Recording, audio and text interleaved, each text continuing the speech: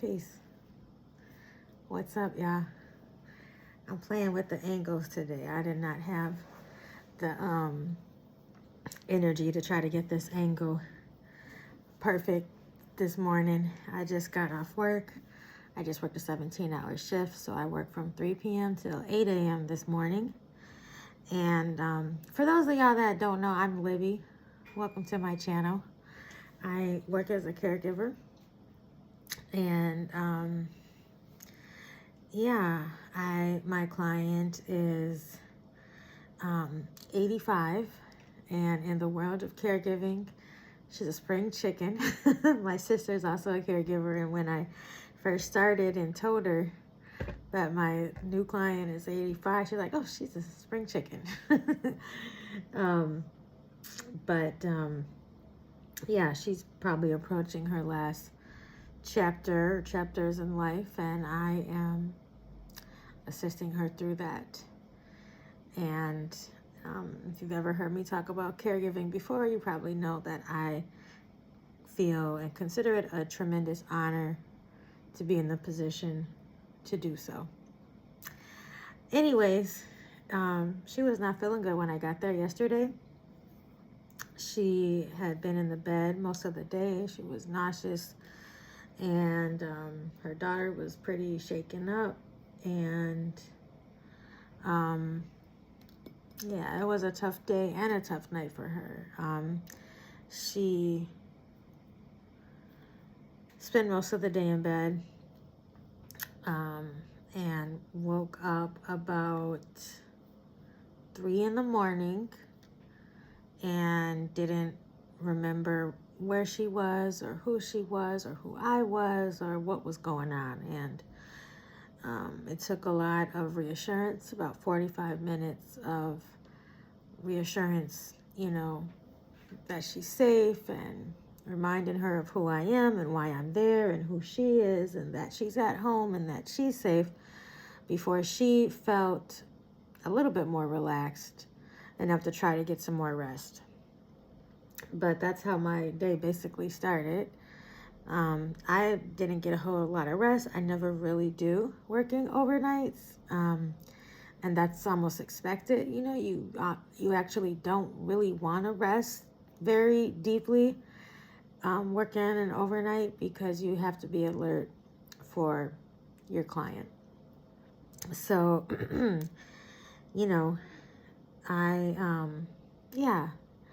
I usually when I get off, I am very tired, but today, and I think it's because I have to go back at 7 p.m., which is in like 8 hours. I just didn't want to, I wanted to be able to get more out of the day, I think one of the hardest things about working, just in general, no matter what you do, unless you're doing something creative that you love to do, and that you're passionate about, and that doesn't feel like work. If those elements are in place, then you can do it tirelessly, But one of the hard parts about working most jobs is just not having so much time for yourself, and that brings me to why I'm here right now on YouTube. It's not just because it's this incredible opportunity. It's not just because I feel like I have something I want to share or need to say, although I do feel like I'm sure there's all kinds of things that I could share. I've experienced a lot and read a lot, but I'm not gonna front. I'm gonna keep it 100,000. And I want to be able to not have to sell my time anymore. It takes a lot out of you, especially when you're sacrificing something that's so important and essential to your health as your sleep, But I'm not complaining. I'm thankful. I'm very thankful.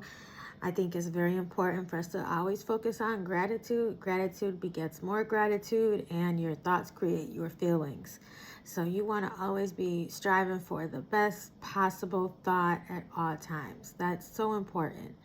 We can easily get lost in our thoughts, or, you know, allow our thoughts to take us out of the moment, take us out of ourselves, make us react in ways that we may not necessarily want to be reacting. And most of this, not all, because thoughts, you know, they go through your mind and you can't always control it. But for the most part, I feel like this can be mitigated by simply being aware of what you're choosing to think. And you got to remember that it's a choice, you know, to entertain a thought. No, you can't control every thought that comes into your mind. No.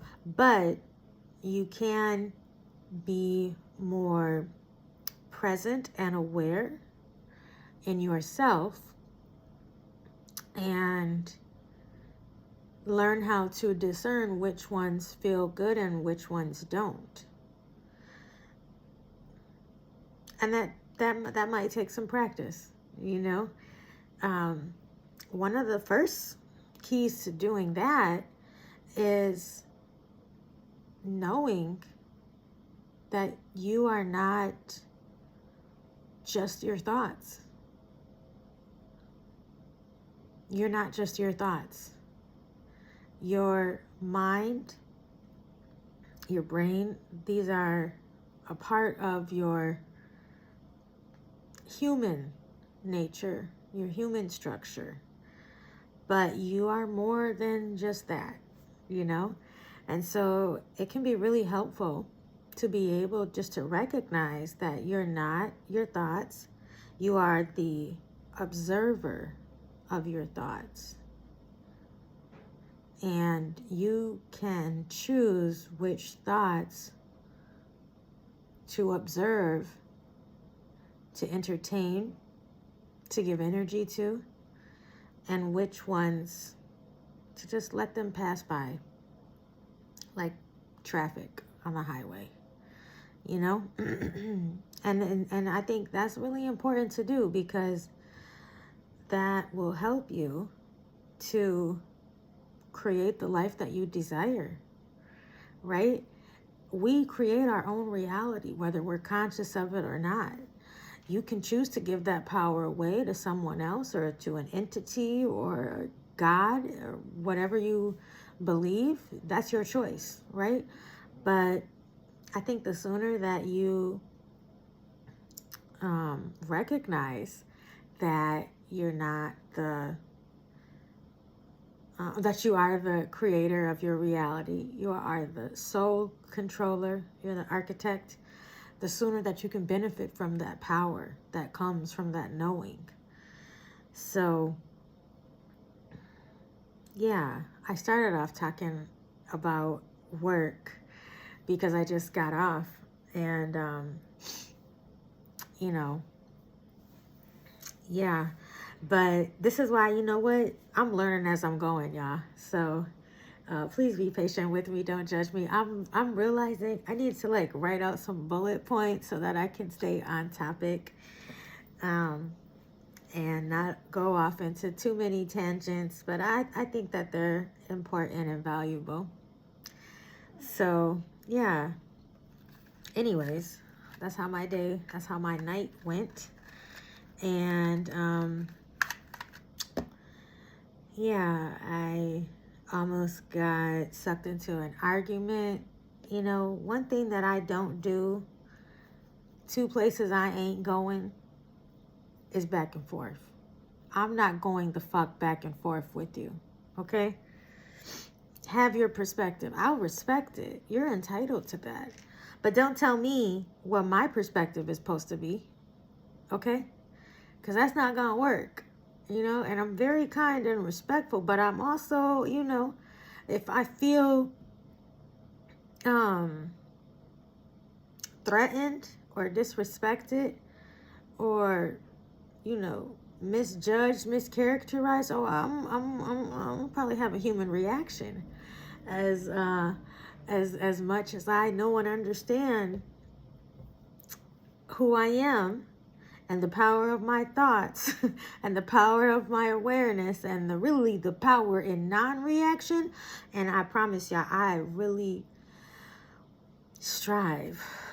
I work towards non-reaction diligently because, and it's something, self-concept, right? This is what Neville basically defines our self-concept as our reactions to life, right? And your self-concept is so important because how you see yourself is how the world sees you. And so if you are not sure of what your self-concept is, yours, then again, become the observer of your thoughts and start paying attention to your reactions to life and the things that happen, the things that might provoke you, might cause more of a reaction than other things. Pay attention to that.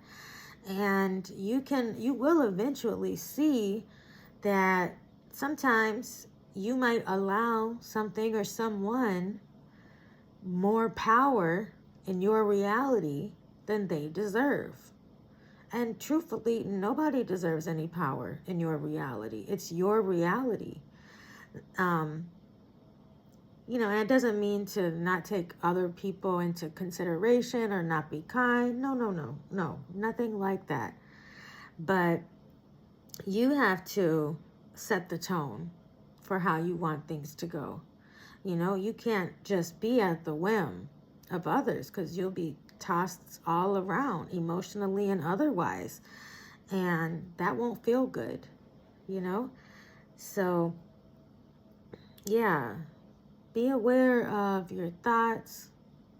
Be aware of what feels good and what doesn't, You'll notice if you really pay attention, and you might not even have to try that hard. You'll notice that some certain thoughts feel really good, right?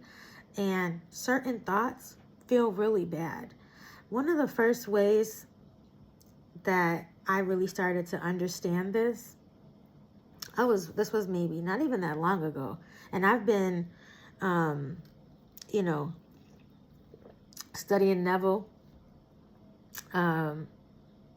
what they call manifestation, law of attraction, the laws of the universe, a lot of different things. You know what I'm saying? I don't know where to start or end with that, but I like to learn. So I've read a lot about, the power of our thoughts, right? But I was like, this was maybe like 6-7 years ago. I was on my lunch break. I remember I was working downtown at the gas company at that time.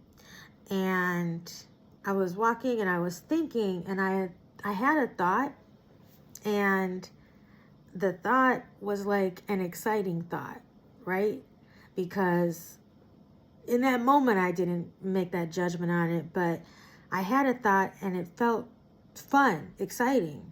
And then it slipped away. And then I felt like, and I maybe started thinking about something else. I'm walking, I'm maybe talking to people, engaging with people.